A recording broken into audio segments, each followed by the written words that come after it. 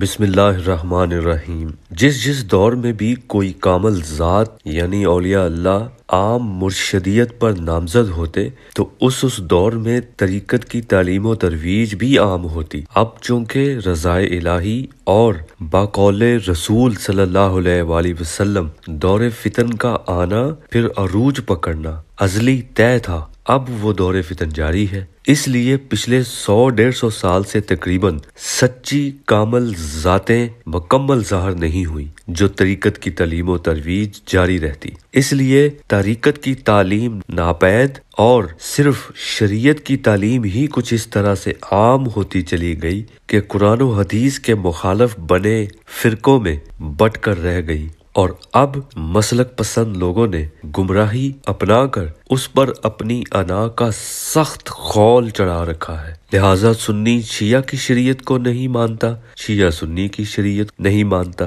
اور وہابی اپنی الگ شریعت بنائے ان دونوں کی شریعت کو رد کرتا ہے۔ اس لیے دین میں بگاڑ اور قرآن کے چند حقیقی موضوعات متنازع ہو گئے، جیسا کہ اولیاء اللہ اور مرشدیت کے عنوان پر اہل سنت اور اہل حدیث وغیرہ کے بیچ اختلافات ہیں۔ اہل سنت انہیں گمراہ کہتے ہیں اور اہل حدیث وغیرہ انہیں گمراہ سمجھتے ہیں، لیکن قرآن پاک کے مطابق دونوں فرقے ہی گمراہ ہیں۔ کیسے؟ یہ سمجھ لیں۔ ابھی وضاحت جاری ہے، اسے توجہ سے سمجھیں، اور اگر آپ بڑے دل والے ہیں تو اس آگہی ٹی وی کو سبسکرائب کر لیں، اس سے آپ کو فائدہ ضرور ہوگا انشاءاللہ۔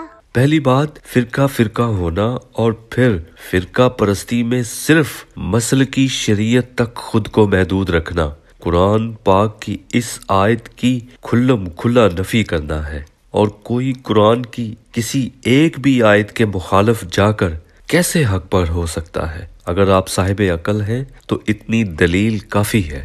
اب قرآن کی 2 آیات ایسی ہیں، مثال کے طور پر اس آیت میں فرمان الہی ہے کہ اللہ کے سوا تمہارا کوئی ولی اور مددگار نہیں ہے۔ اب اس پر اہل حدیث فرقہ بن گیا اور سمجھ لیا گیا کہ کوئی ولی اور مددگار نہیں ہوتے، لہٰذا ہم ولیوں کو نہیں مانتے کیونکہ قرآن میں آ گیا۔ لیکن قرآن ہی کی اس آیت میں آیا کہ جس کی گمراہی کا ارادہ اللہ کر لے تو وہ اسے اپنا کوئی ولی یا مرشد نہیں ملاتا۔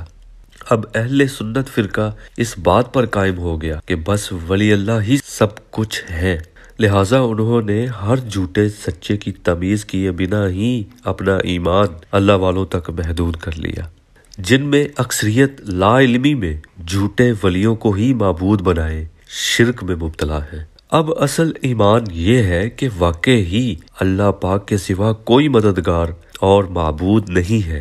ہم چونکہ اپنے جسم پر اختیار رکھتے ہیں، قلب و روح کے تمام نفوس پر نہیں، اس لیے ہم اللہ پاک سے مدد مانگتے ہیں کہ انہیں بھی ہمارے اختیار میں لکھ دے تاکہ ہم جسم کے ساتھ ساتھ قلب و روح سے بھی کامل بندگی کر کے اللہ کو راضی کر سکے، تاکہ وہ ہمیں بھی خاصوں میں شمار کر لے۔ تو اللہ پھر مدد کرتا ہے، اور وہ مدد کوئی مخلوق نہیں کر سکتی، وہ صرف اللہ ہی کر سکتا ہے۔ اور اللہ کی مدد یہ ہے کہ ہماری قلبی ارواح کو بیدار کرنے اور ہمارے اختیار میں دینے کا جب اللہ ارادہ فرماتا ہے تو زمین پر رہبری کے اسباب پیدا کرتا ہے، اور اس کے اسباب میں پھر اللہ والے اللہ کے معاون ہوتے ہیں، کیونکہ اللہ پاک کا لیول یہ نہیں کہ زمین پر آ کر بندوں کی مدد کرے، اس کی شان بلند ہے۔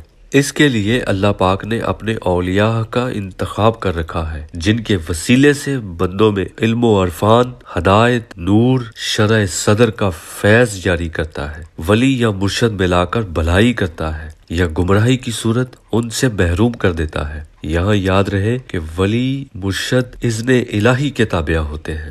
تو اصل ایمان یہ ہے کہ مرشد اللہ ملاتا ہے، مگر انہیں ملاتا ہے جو اللہ کی مدد، خاص ہونے کی آرزو اور اللہ کے محسنین بندوں کی مرشدیت کی طلب رکھتے ہیں، اور جو اللہ پاک کے محسنین ہستیوں کی مخالفت کرتے ہیں وہ اس لیے کرتے ہیں کہ اللہ پاک انہیں گمراہ کر دیتا ہے اور فاسقوں اور گمراہوں کو ہدایت نہیں دیتا۔ اس لیے اولیاء اللہ کے منکرین ان کی مخالفت کرتے ہیں تاکہ وہ نہ وہ عظیم طلب کر سکے نہ اللہ ان کی مدد کرے۔